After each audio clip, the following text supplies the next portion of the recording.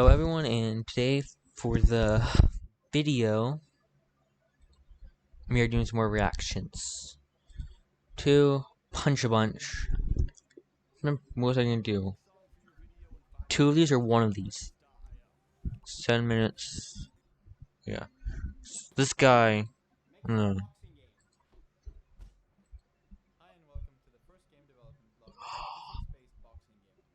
Yes.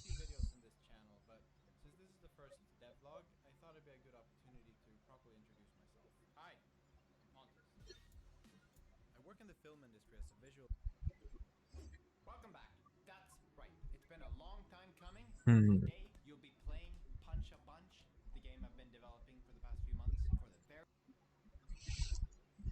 Yeah, we're not doing reaction. That. I think I'm should though. Be awesome. We're gonna do TierZoo. I love TierZoo. If you can see, we're doing our honey badgers OP and what kind of bear is basically the best.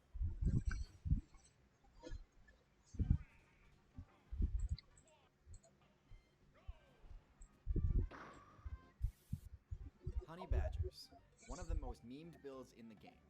They have the reputation of being nearly indestructible, and also extremely bold when it comes to challenging other players to fights. But what is it about the honey badger's stats and abilities that make them such an unstoppable force? To understand that, first we need to understand the guild that they're part of, Mustelids. Since the start of my channel, Mustelids have been my most requested topic. So as a preemptive thank you for reaching 1 million subscribers, here's the video you've all been waiting for. So, Mustelids are a unique guild of From carnivores 2018. who were kind of forced to get creative with their strategies in order to stay relevant. See, the caniform build, the one a huge chunk of the mammal player base is based on, already had two high-tier builds take hold in the meta, those being the dogs and the bears. These builds were too powerful to compete with directly, and so more janky strategies started to crop up. You had some that took the canoid build and adapted it to a marine playstyle, allowing them to avoid dogs and bears entirely. At least for the most part. And then you have the Mustelids, which opted for a unique combination of defensive abilities and mobility perks that somehow allowed them to compete directly with the dogs and the bears, and in some cases, granted them favorable matchups versus builds that canines struggle against. They've also got particularly dense fur that offers defense from attacks and also negates frost damage. However, they aren't without their weaknesses. Their short limb length means that their mobility caps out lower than other caniforms, which means they don't really have the option to flee from a fight. The base Mustela build is the Weasel. Their lack of bulk and short legs means that their HP and mobility stats are quite low even for their size, but their slender build does grant them a unique and important advantage. It allows them to follow their prey into their burrows. Rabbits, snakes, and moles are all safe from most larger predators below ground, but weasels are completely unfazed by this defensive tactic. But with that said, they're easily bested by even mid-tier carnivores like foxes and coyotes. They also haven't got much defense against birds of prey. Mustelids are actually the most diverse carnivorean guild in the game, but to be honest, many of them are mid-tier at best. So today we're going to focus on the three most viable Mustelids in the current meta, starting with everyone's favorite, the honey badger. Don't worry, I'm not here to tell anyone that honey badgers are actually low-tier trash. They're quite effective in the current meta, owing most of their success to two abilities. The first is an AoE morale debuff in the form of their odor gland. Now, they don't have the same projectile capabilities that skunks do, but they can still create a noxious zone around them that inhibits aggressors. It's especially effective at pacifying large groups, making it extremely useful for dealing with the swarms of bees that they have to deal with when they're looking for honey. The second ability is their loose skin and thick fur combo that makes dealing any significant damage to a honey badger extremely difficult. Their small eyes and wide necks make landing a critical hit near impossible, meaning that they have no problem challenging builds that normally rely on crits to win, such as big cats. It also helps defend against builds that utilize venom, because getting fangs or stingers through thick fur and hide isn't easy. Overall, I'd place the honey badger in low A tier.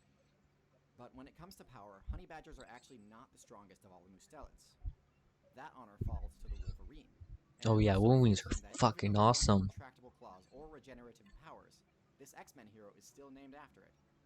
But more importantly, the Wolverine is perhaps the most effective intimidation build in the game, because while it can deal enough damage to bring down prey on its own, Fuck. it's primarily a scavenger that uses its extreme durability and power to scare more conventionally powerful predators away from their own loot. Birds, wolves, and panthers all get their kills stolen by wolverines quite frequently. One wolverine allegedly even bested a polar bear in battle. They also have wide feet that allow them to negate the mobility reduction caused by deep snow.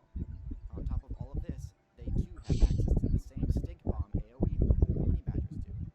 In fact, their odor effect is so powerful that they've been nicknamed the stink bear, which is saying a lot considering bears are also one of the smelliest builds in the entire game. All this combined makes the Wolverine a top tier Tundra survivalist class, but as tough as they are, there's one more Mustelid on our list that I rank even higher. The last build on this list is the most intelligent Mustelid, and also the only one that's fully aquatic, the Otter. Because of their special ability, Webbed Feet, otters get a huge mobility bonus in water, turning what would be a relatively average build on land into an apex predator in the water. Most Mustelids are solitary, but some otters, such as the giant otter, form tight clans that enable them to tackle challenges they couldn't alone, such as defeating opponents like anacondas and even caimans. But what really makes this build so impressive is that instead of speccing into the same odor effect that other Mustelids do, they spent their evolution points on higher intelligence. It's one of a very short list of builds with access to the tool use perk. Otters can deal with extremely high defense levels by cracking their target's armor using stones, which grants them an exclusive food source other carnivores simply don't have the skills or tools to access. And because of all of this, it's otters that are the OG Mustelids, not Hmm. honey badgers. Mustelids are often hunted by humans because of the fur that they drop when defeated. Not only is this fur completely hydrophobic, granting the wearer water and frost resistance, but it's also very sleek and elegant. But you know what else is sleek and elegant? The websites you can make using Squarespace. If you're looking to create a website but don't know where to start, Nope. Cannot this TierZoo, I'm sorry. And use that. Now we're doing what type of bear is truly best. The bear tier list.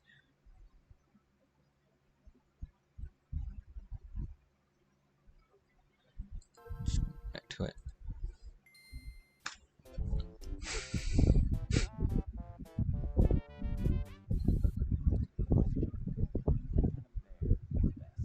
every so often, the metagame of Outside breaks into the mainstream for a bit. Famous examples include the Choose Two puzzle, or the horse-sized duck or 100 duck-sized horses meme. But perhaps the most famous example is the simple question posed by Jim Halpert in Season 3, Episode 21 of The Office, where he asks what kind of bear is best. But before we answer that, let's take a step back and hear how Dwight responds. He doesn't get to finish his sentence before he gets cut off, but he's right. There are two schools of thought, those being the generalist approach and the specialist approach. So which school of thought is better when trying to optimize a bear build? I think the best way to answer that is to outline each approach's most relevant members and rank each of them on a tier list. So without further ado, let's get into it. Perhaps one of the most famous examples of a specialist bear is the panda. I don't think many players would dispute that pandas are easily one of the worst builds in the current meta. What they will dispute is why. A lot of players think that pandas are garbage because they have an extremely low respawn rate. But pandas actually give birth just as often as other bears. Yes, it's rare, but that hasn't stopped the higher tier bears. What's really holding these bears back is their absolute dependence on bamboo. Of all the specialized bears, pandas are by far the most over-specialized. The combination of stats and abilities they've got have made it so even if they decided to stop being strict herbivores and pursue a more generalist approach, they can't really do it without a massive respec. They've got the bite force comparable to lions and tigers, but with mobility and stealth as low as theirs, there's no way they'd ever be able to make use of it against another player. Pandas use most of their evolution points on their special ability Pseudo Thumb, a bony-like appendage that allows them to better hold on to bamboo. The rest Hmm. of their evolution points, I assume, were spent on their ridiculous palette swap. Bamboos people are fucking awesome. Well, not bamboo, but panda bears are fucking awesome. Okay, panda bears are awesome. Let's back to it. This is the only bear I could even consider being below average. We have to move No, all the way up to C tier before we get to the next lowest should bear. be at least D Next tier, on this man. list, we have the sloth bear and the sun bear. These bears use another specialist type build, this time focusing on insects. Now, sloth bears and sun bears are miles ahead of the panda in viability. Insects, especially beehives, are a great source of XP, assuming you can tank the damage from the stings. Wow. Not only that, but unlike bamboo, insects are pretty much everywhere, so habitat loss due to a human builder player doesn't pose as big a problem to them as it does for pandas. What keeps them down is that although they're great at tearing into well-fortified ant and bee bases,